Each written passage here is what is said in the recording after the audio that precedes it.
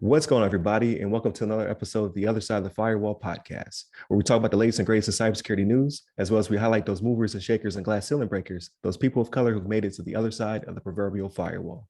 My name is Ryan Williams, and as always, I'm joined by Shannon Tynes. What's up? What's up? What's going on?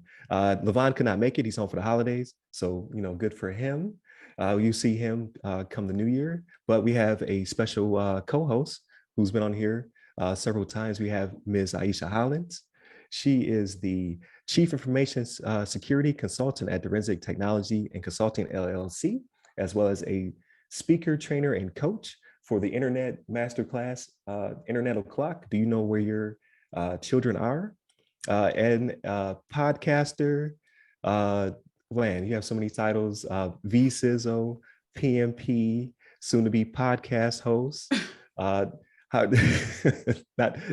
pump your head up too much, but several more. But I can go on and on, right? So how are you doing? I'm doing well. Thank you so much, Ryan. How are you guys doing today? Excellent. Doing good. Happy holidays. So make sure you guys are tuning in throughout the week. So Monday and Tuesday, we have our cybersecurity topics. Wednesday, which is this episode, we have our discussion. This one is special with this Miss Ieshea Hollins. It's definitely within her wheelhouse. Thursday, we probably won't have an Ask Us SP. Look forward to that come New Year. I'll probably have some clips that I'll break out.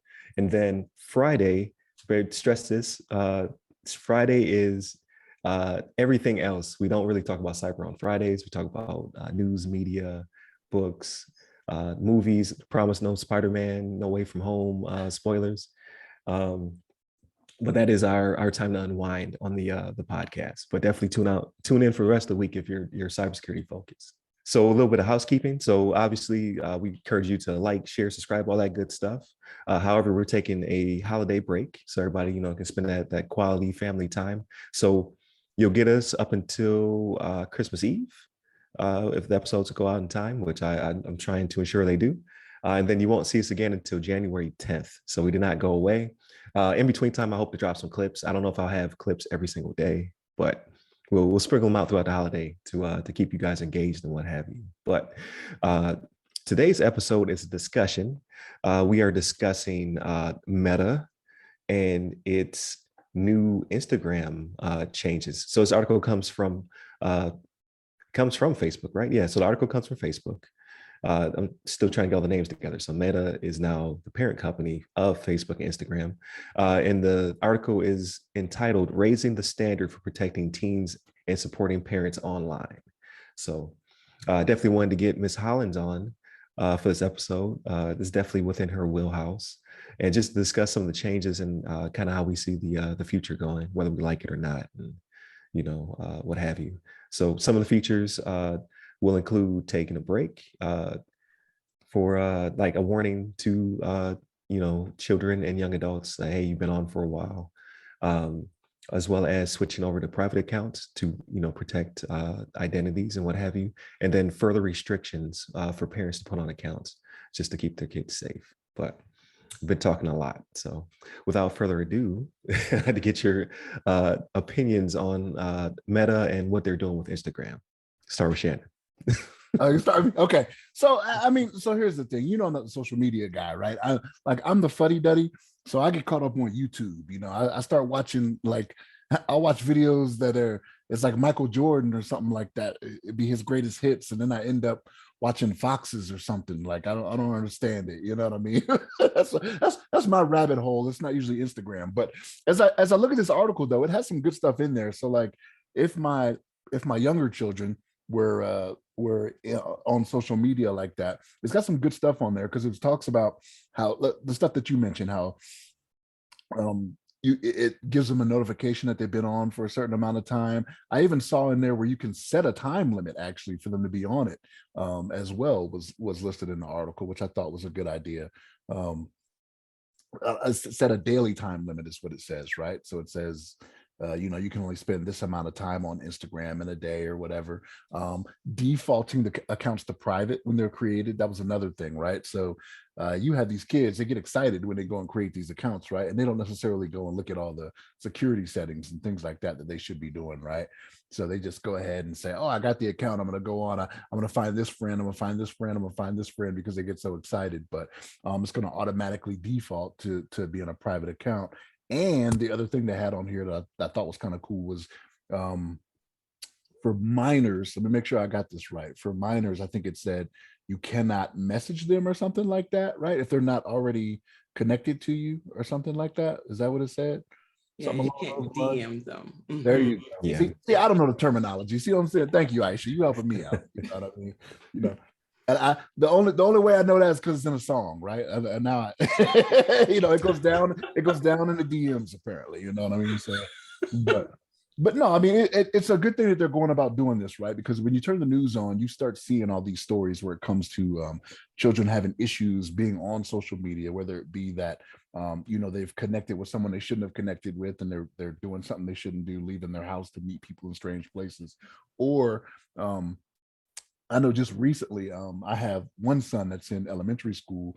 I know on social media it was going around a few days ago about this whole bring a gun to school, or these kids were kind of making light of the school shootings and things like that was going on, right? And on social media, stuff going around. Yeah, they had the stuff going around about people on Friday the 17th bringing guns to school. You know what I mean? So it's things like that where it's like, this is why we need those protections on social media. You know what I mean? You got these kids that think stuff like that is funny. You know what I mean? That's not a joke. There's children out there that lost their lives. I'm not trying to get too serious about that and kind of steer away from the from the cyber aspect of this, but just to go on a little tangent, you know what I mean? Because I have a child that's still in elementary school, and I have one that's attending advanced education that's older, right? So for me, those are things that I worry about, and these types of things can keep that from happening, right? These protections that they have out there. So I think it's a good thing, even though I'm not on social media like that, and my youngest children aren't on it, but it's good to know this is something that they're looking at for when it comes time for them to actually get an account and get on there. There are some protections in place to keep certain things from happening. You know what I mean? But Ieshea, what's your thoughts on this? Oh, thank you. Well, Shannon, that was all very, very good. And I actually, much like you, I definitely agree. It was so good to see that they rolled this out. As you were saying, the take the gun to school thing. There are trends that are going on. And our kids that don't know any better, they jump on the trends, and then they, like I said, they want to go and do certain things. And a lot of our parents are not aware of the trends. They don't know what they're looking for. They don't know some of the things that are going on, because there's a disconnect, right? Not knowing or even being able to really monitor your children's pages. And some of us, just don't have the desire to want to, monitor those pages.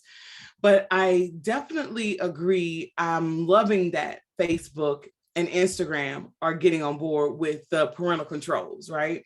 If you noticed, a lot of the parental controls that they set up mimic a lot of what TikTok is already doing. So that's what, when I was going through some of the things that they were doing, I was like, oh, so they see that it's working for TikTok.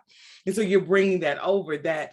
So when you're on TikTok, they'll have literally, if you've been on for too long, there's a guy, sometimes it's a girl that'll pop up and like, hey, have you been on too long?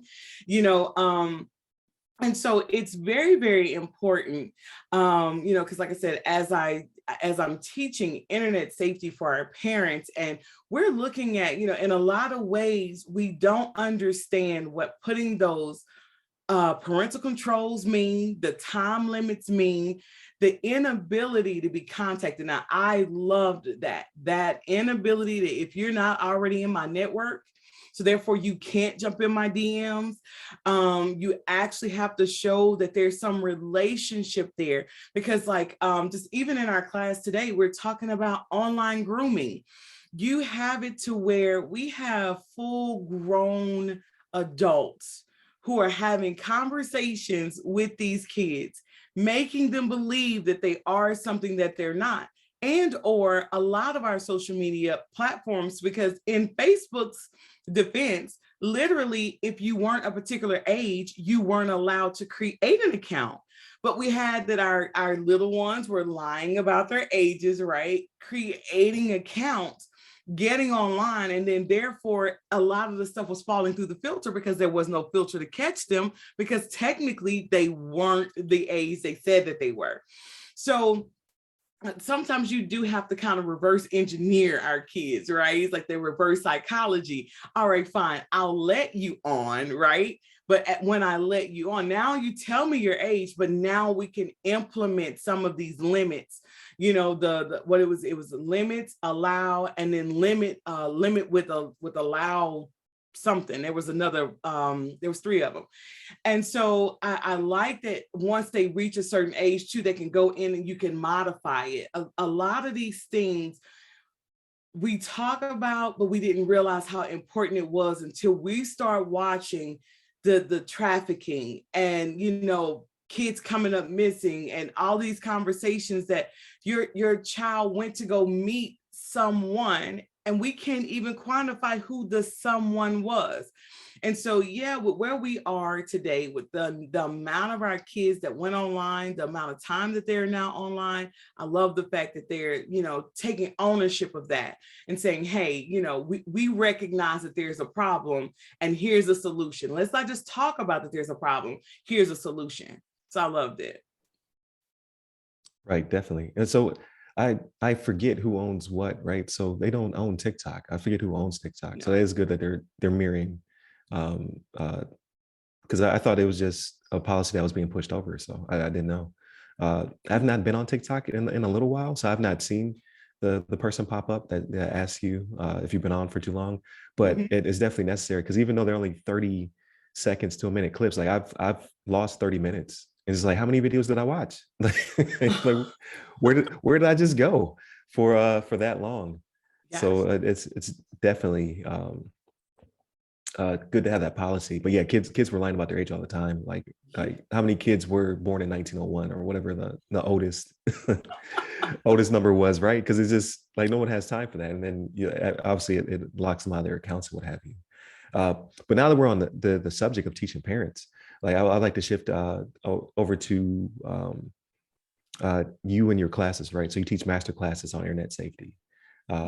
So I know that this is definitely a topic that's come from the past, but more recently, what was one of the topics that you covered with parents?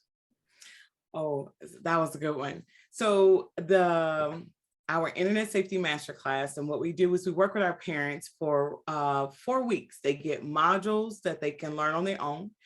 Then they also get step-by-step instructions for how to step through setting up internet safety protocols across various platforms, how to set it up on their routers, how to set it up on Windows and the Mac, how to set it up on TikTok, Instagram, Facebook.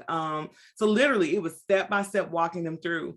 The most recent class that we just wrapped, we talked through what is sexting, sextortion, and online grooming, and what those are, and then how to set up an internet action plan for your family. Like, so how do we have these conversations? And that was the thing that in our class that we were covering, we will talk through, or we'll throw around the terms, right? And it's enough to scare you, right? It's like, oh my goodness.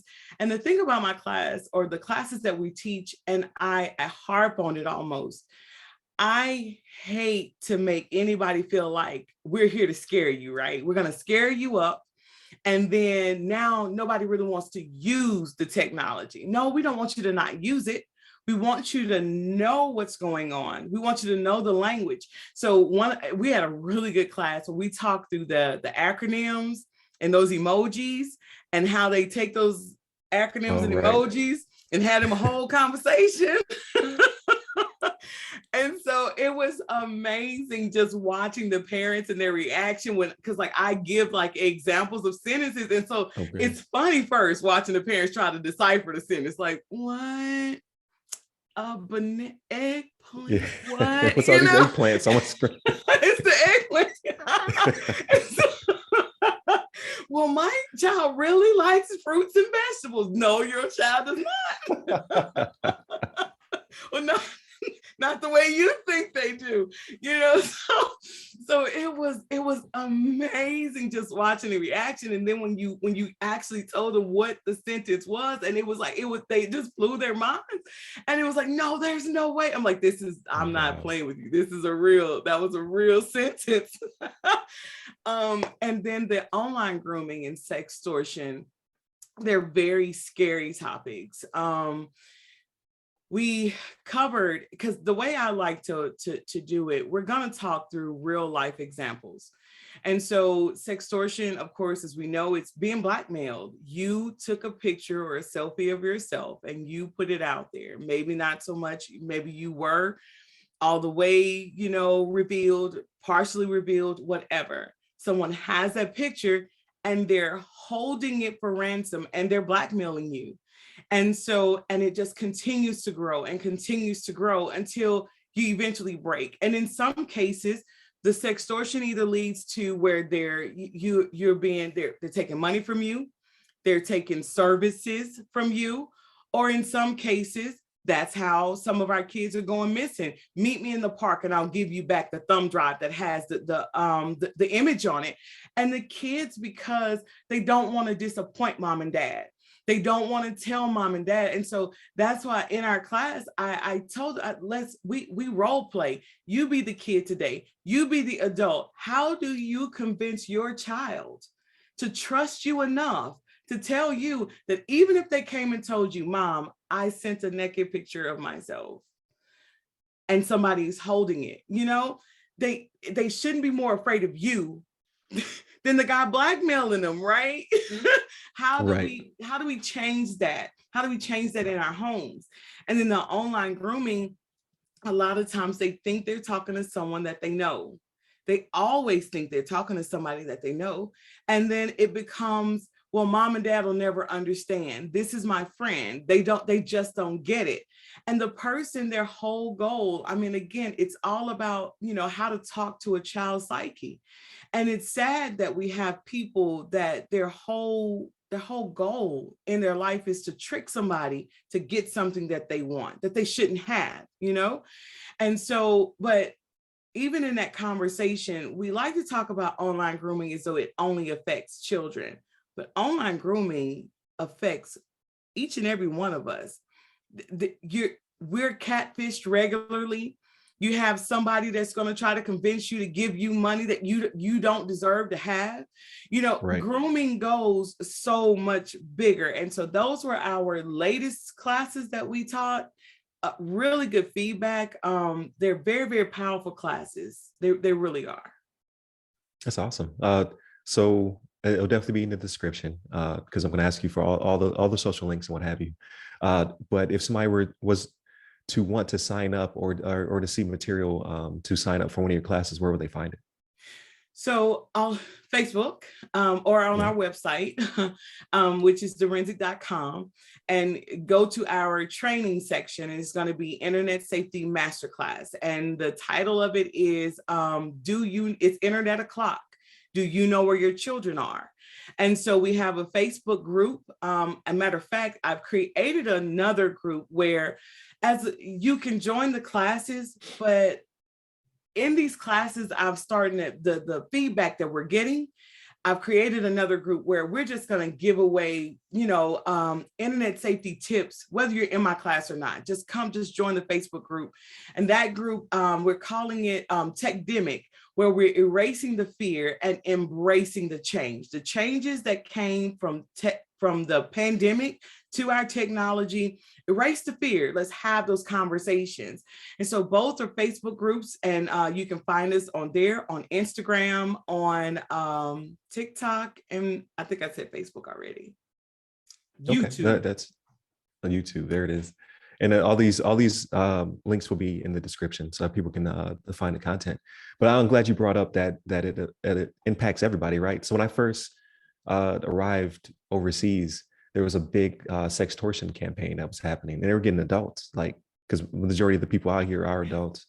And it was a just be honest. Like if you thought you were messing with somebody and you sent, an explicit picture or something like that, like just tell us, give us whatever you sent, so that way we can find this person and we can protect you. So if it does come out, at least you let us know beforehand, right? It was more like tell us before somebody else tells us.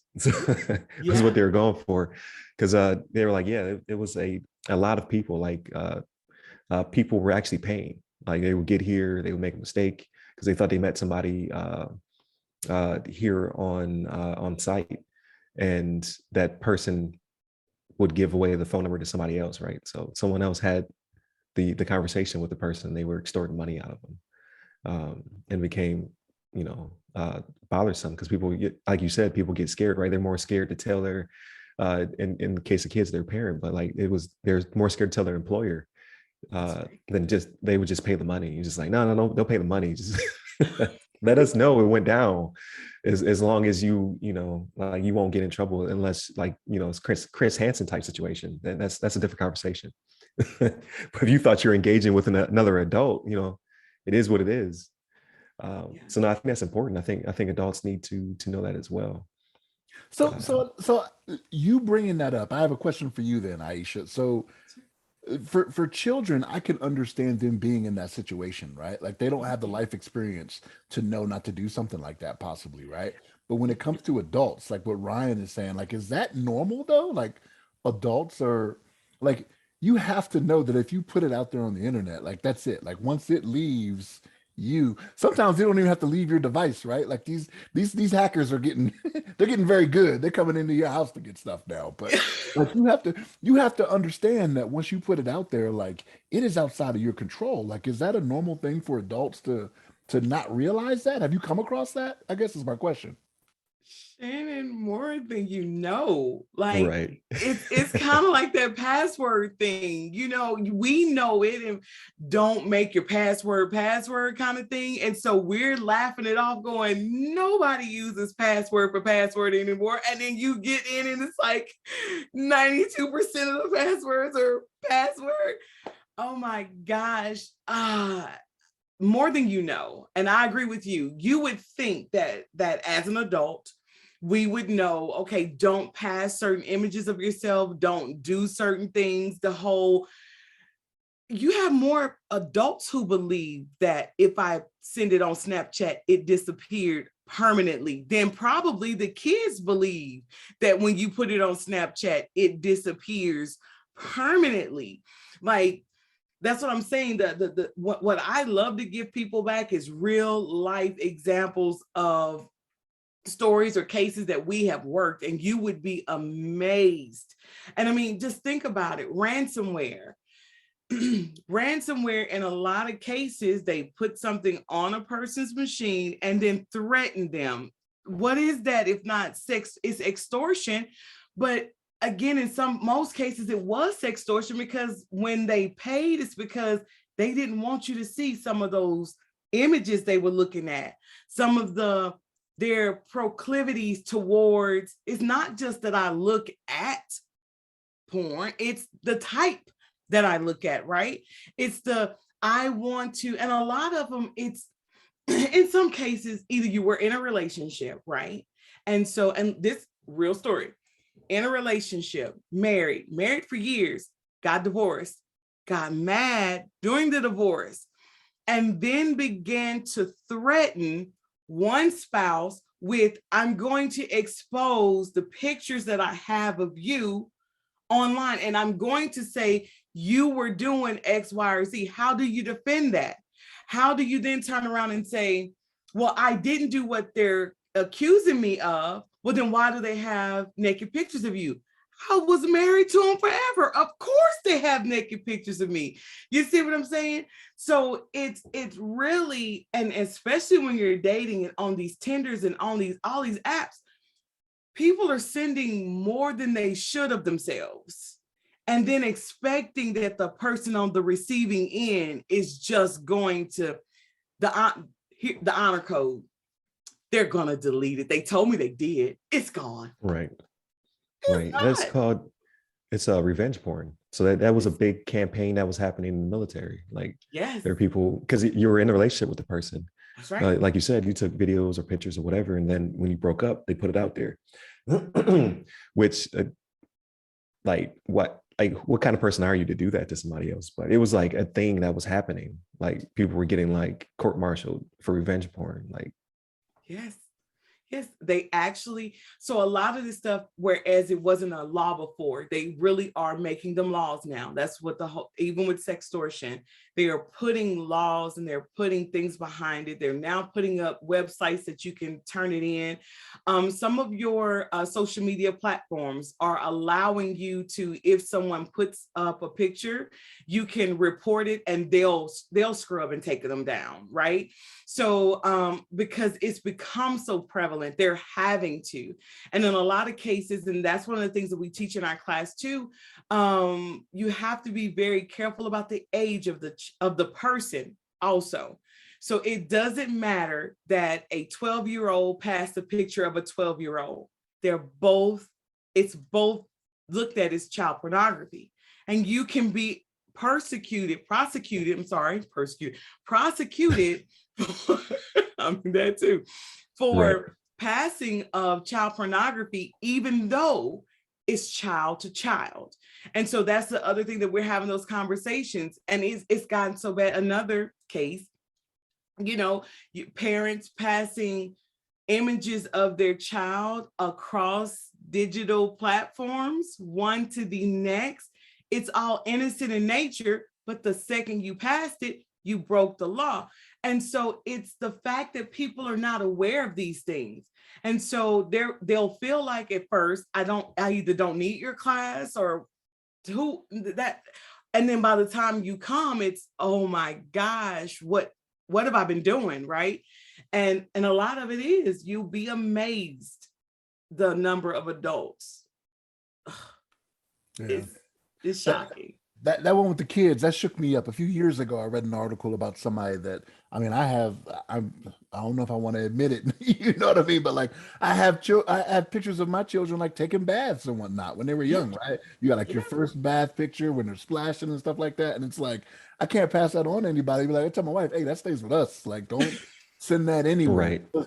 There was somebody that got in trouble for that. Like they had to go to court and everything. And it was their own child. And it was pictures of them like just playing in the bathtub. And I'm like, nah, I'm not, you're not getting me for the okie doke. I'm not falling. Right. And And you see it all like the time. I was gonna say, you see it all the time, like with newborn pictures or whatever, like they have them like laying on like a uniform or like a blanket or something like that. But yeah, like that could get you hemmed up. Yeah. It's stuff like this that I'm so glad that you're saying, because anybody that just took my class that thought, oh, she's just making that up, to hear you say that, and that's the part of the problem. It's not being said enough that people understand. So when you hear it, it's like, these are real life cases. Yeah, and there's the misconception. Like I had someone tell me, like, because they had a picture of their child, and it was innocent. It was like them laying on a uniform or something like that, military type picture. And I was like, I don't know if you like, you can frame it up in your house or whatnot, but I don't know if you can share that on social media. And they're like, no, it's in black and white, so it's okay. I was like, does that make a difference? They're like, yeah. It's like, like they're really under that impression because that was something they heard. Like if the picture's in black and white, then it's art as opposed to being considered something else. And it's just not being naive, right? So I was like, no, I don't think that makes a difference. Like you put in sepia if you want to, like it's still the same image. Right. And unfortunately, it could be misconstrued, right? They don't know that's your child. They don't know, that type of information about you. They just have the metadata, like they have the image, which we had the whole episode talking about how Apple is going in, they potentially will start scrubbing pictures and trying to find ones that match up through AI to be child pornography or things of that nature. Yeah. And just how that's going to hem up a lot of innocent people. So it's like, yeah, I want it because I'm the type of person where like anything that protects children should be okay. But like the bad side of that is how many people will get in trouble who did not know, like it was naive. They're like, no, it was a sepia. It's my kid. Now, And now you have problems like Apple, shuts your account down or sends you a nasty letter or something like that. Like, what do you do? They were listening to those dorm lawyers. That's what I call them, the dorm lawyers. Like all them kids in the dorm, man, they used to say some stuff. I'd be like, hey, that is not right. Like, I'm fairly certain on that, but you should probably go to the legal office to verify what I'm telling you. Like that's not right. Right. But it was like that when we were teenagers too, right? So like back in the day when they used to go to CVS or Walgreens, develop pictures, they're supposed to keep anything with nudity in it and destroy it.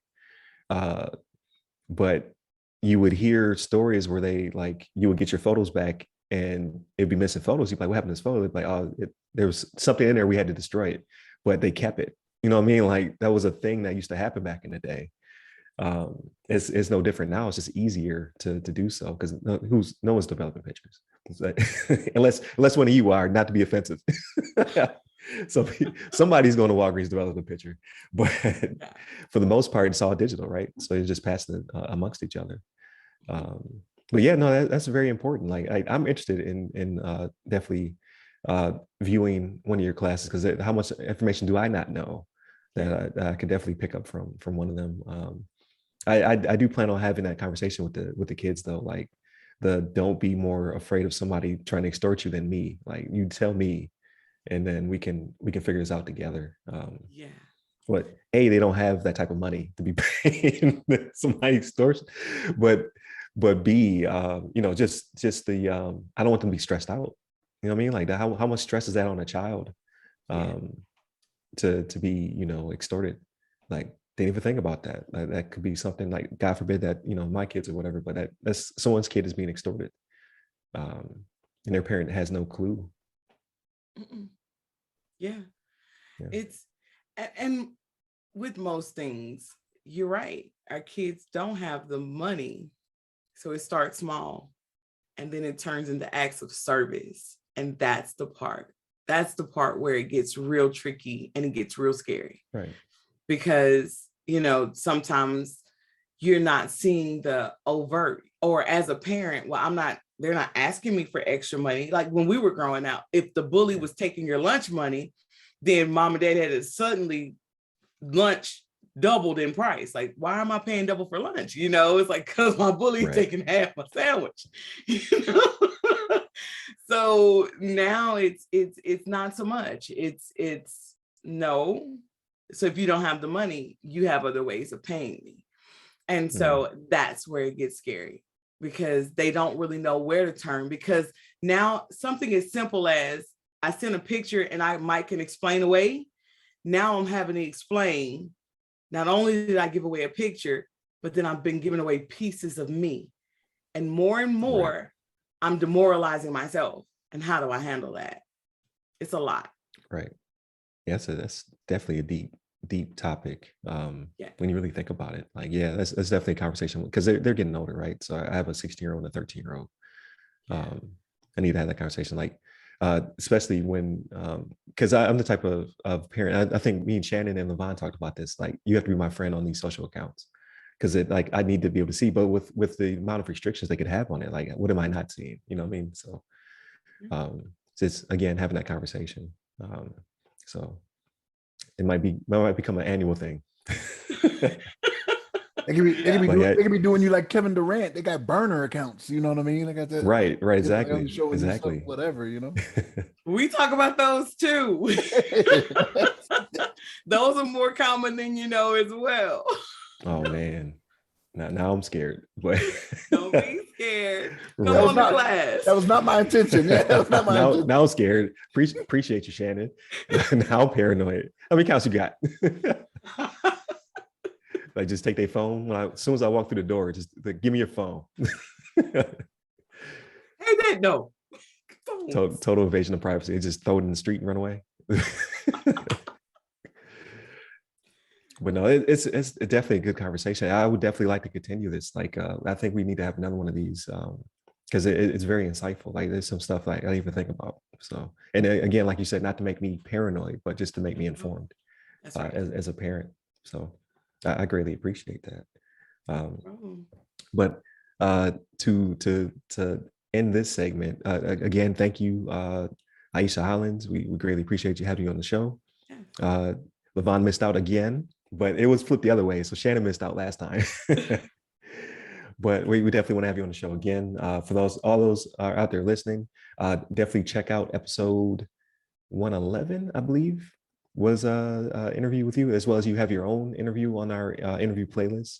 So check that one out as well. I believe it's like an hour and 20, hour and 30 minutes of great content. So I plan on snipping some of that as well. So I'm not sure exactly what people will get for the holidays, but please, stay tuned. If nothing else, subscribe. And then when we come back on the 10th of January, you'll start to get episodes again, right? So definitely hit up the website, www.theothersideofthefirewall.com, which I promise to do something with in 2022, but it anchors you to all of our social media. So you can get to all of our stuff as it comes out. Like, share, subscribe on our audio. We're on 6 different platforms, as well as video is now YouTube. I break episodes up on LinkedIn, and now we're on Spotify video podcast as well. So you get us on audio or video on Spotify. So that just happened last week. If you're a continued subscriber, now you get us in video. So click that button. And you can hit me up on social medias. I'm at RyRy Security Guy. That's RYRY Security Guy. LinkedIn, IG, TikTok, and Twitter. Levon is Levon Maynard, his full name, on Twitter. And where can we find you, Ieshea? Facebook, TikTok, Instagram, and Twitter. They're all going to be either Ieshea Hollins, or you can find us at Direnzic, Direnzic, and TikTok and oh my gosh, Instagram. There you go. Slide on, do it. It's too much. Too many. I was like, Okay. Then we have IesheaSpeaks, and so and on Clubhouse. Okay. Oh yeah, and Clubhouse too. Yeah, I've been forgetting about that one. But yeah, so everything will be in the description. Definitely check out all of Ieshea's content. It's all great. And then just stay tuned. We got more coming next year. So with that being said, stay safe, stay secure.